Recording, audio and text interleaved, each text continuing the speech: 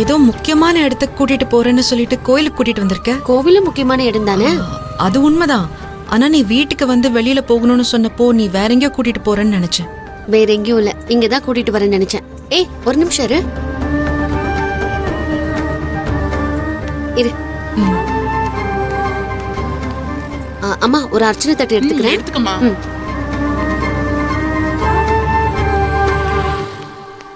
போலாமா?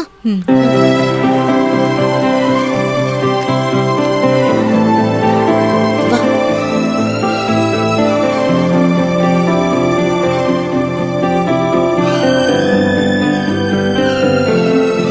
இங்க முக்கியமானவங்க ஒருத்தவங்க இருக்காங்க. நமக்கு அவங்கதான் ஹெல்ப் பண்ண போறாங்க. யாரு? நாம நம்புற ஒருத்தவங்க, நம்மள ரொம்ப நம்புறவங்க ஒருத்தவங்க. அட போ சக்தி, என்னதான் யாரும் நம்ப மாட்டேங்கிறாங்களே. யார் நம்பல? யாருமே நம்பல. ஏன் உனக்கு தெரியாதா? உனக்கு தாண்டி தெரியல. உன்கிட்ட எத்தனை தடவை சொல்றது? ஏன் எங்களை பார்த்தா மனுஷங்களா தெரியலையா? உன்னை நான் நம்புறேன்டி. உன் வீட்டுல இருக்கிறவங்க நம்புறாங்க, எங்க வீட்டுல இருக்கிறவங்களும் நம்புறாங்கல்ல. நீங்க நம்புறீங்க, ஆனா உங்களை தவிர வேற யாரும் நம்ப மாட்டாங்களே. அதுதான் இல்ல. எங்க எல்லாரையும் விட உன்னை பத்தி நல்லா தெரிஞ்ச ஒருத்தர் இங்க இருக்காங்க. யாரு? இதோ.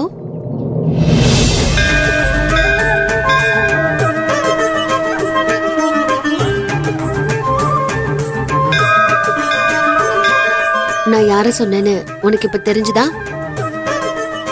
மனுஷங்க நம்மள கைவிட்டதுக்கு அப்புறம் நான் உனக்கு இருக்கேன்னு சொல்லி நம்ம கைய புடிச்சு தூக்கி விடுறதுக்கு நமக்கு இருக்கிற ஒரே ஆதரவு சாமி மட்டும்தான். இந்த ஊர் உலகத்துல இருக்கிறவங்க, சொந்தக்காரங்க, சொந்த வீட்டுக்காரங்க, பக்கத்து வீட்டுக்காரங்க, இவங்க யாரும் உன்னை நம்பலையேன்னு நீ கண்டுக்காத. யாரு என்ன சொன்னாலும் உன்னை பத்தி தெரிஞ்ச சாமிக்கு தெரியும்.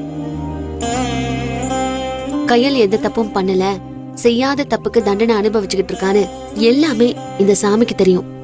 எல்லாம் தெரிஞ்சிருந்தும் அவங்க எதுவுமே பண்ணலையே. மத்த மனுஷங்க மாதிரி வேடிக்கை தானே பாத்துட்டு இருக்காங்க. இங்க பாரு கையல், கடவுளை எல்லா பிரச்சனைக்கும் நேரடியா இறங்கி வந்துட்டா அப்புறம் மனுஷங்க நாம போராடுற குணத்தையும் மறந்துருவோம்ல. கஷ்டத்துக்கு கடவுள் இறங்கி வரலனாலும் அந்த கஷ்டத்தை சரி பண்றதுக்கு மனுஷங்க மூலமா நமக்கு உதவி பண்ணுவாங்கன்னு நீ கேள்விப்பட்டிருக்கல. அத மட்டும் நீ நம்பு. அப்படின்னா இந்த கடவுள் எனக்காக அவங்களோட சக்தியை நேரடியா பயன்படுத்தாம என் ஃப்ரெண்டு சக்தி மூலமா எனக்கு ஹெல்ப் பண்றதுக்காக தான் உன்னை இங்க அனுப்பி வச்சிருக்காங்களா? இருக்கலாம். ஏன் ஆமான்னு அந்த கடவுளே வந்து சொன்னாதான் நீ நம்புவியா? ஏய் நான் உனக்கு ஹெல்ப் பண்ண மாட்டேனா? நீ வேணா பாரு, இந்த பிரச்சனையில இருந்து உன்னை சீக்கிரமே நான் வெளியே கொண்டு வருவேன். அப்ப நீ என்ன நம்புவ. நான் எப்போ உன்னை நம்பலன்னு சொன்னேன்? யாருமே என்ன நம்பாதப்போ உன்னை நான் நம்புறேன்னு எனக்காக இங்க வீட்டுக்கு வந்து நின்னவ நீ. உன்னை நான் எப்படி நம்பாம இருப்பேன்? ஏய் நான் சும்மா கிண்டல் தாண்டி பண்ணிட்டு இருக்கேன். அத சீரியஸா எடுத்துக்கிட்டு நீ விளக்கெல்லாம் கொடுத்துட்டு இருக்காத. ஆனா நீ மட்டும் என்ன நம்பலன்னு சொல்லி இருந்த அப்புறம் நான் என்ன பண்ணிருப்பேன்னு உனக்கே தெரியும். சரி வா, சாமி கிட்ட நிறைய அப்ளிகேஷன் போட வேண்டியிருக்கு, போலாம்.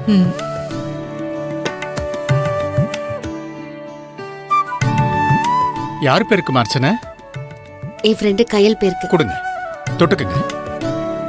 கையல். தொட்டு கும்பிடு. ஓம் அம்மையே போற்றிவோம், அம்பிகையே போற்றிவோம், அனுக்கிரகமாரியே போற்றிவோம், மங்கள நற்பதே போற்றிவோம்,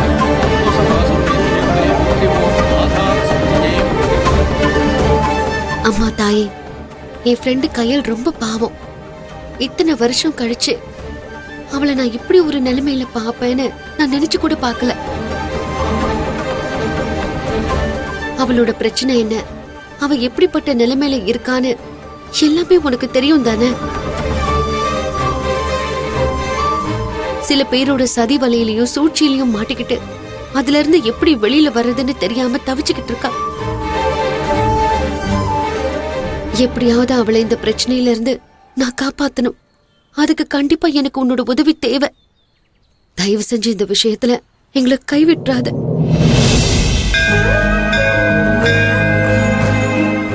என் ஃப்ரெண்டு கையில காப்பாத்துறதுக்கு நான் எடுத்து வைக்கிற ஒவ்வொரு ஸ்டெப்பும் அவளுக்கு சாதகமா சக்சஸ்ஃபுல்லா முடியணும். அவ வாழ்க்கையில இருக்கிற இருள் நீங்கி வெளிச்சத்துக்கு வர நீதாமா அருள் புரியணும்.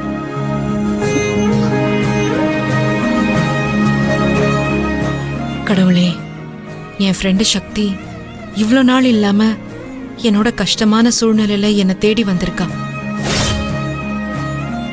எனக்கு உதவி பண்ண போற அவளுக்கு என் எதிரிங்களால எந்த பிரச்சனையும் வந்துடக்கூடாது.